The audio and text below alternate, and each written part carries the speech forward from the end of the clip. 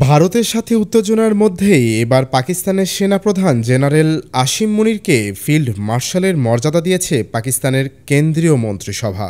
চলতি মাসের শুরুতে ভারত ও পাকিস্তানের মধ্যে মিসাইল হামলা, গোলাবর্ষণ ও গোলাগুলির ঘটনা ঘটে। এর কয়েকদিন পরই জেনারেল থেকে ফিল্ড মার্শাল পদে মুনিরকে পদোন্নতি দেওয়া হলো। মঙ্গলবার দেশটির প্রধানমন্ত্রীর দপ্তর এক বিবৃতিতে এসব তথ্য জানিয়েছে।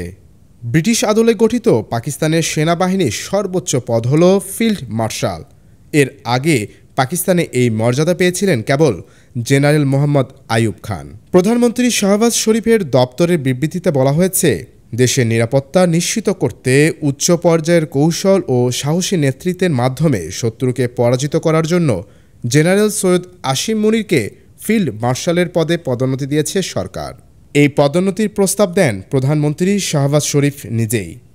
পদোন্নতির পর সেনাপ্রধান আসিম মুনির এটি উৎসর্গ করেছেন দেশের জন্য জীবন দেয়া শহীদ সৈনিক, বেসামরিক নাগরিক ও যুদ্ধাহতদের প্রতি। সেনা সদস্য, যুদ্ধাহত, শহীদ ও বিভিন্ন খাতে অবদান রাখা নাগরিকদের রাষ্ট্রীয় পদক দেওয়ার সিদ্ধান্তও নিয়েছে পাকিস্তান সরকার। ইন্টারন্যাশনাল ডেস্ক, দৈনিক করতোয়া।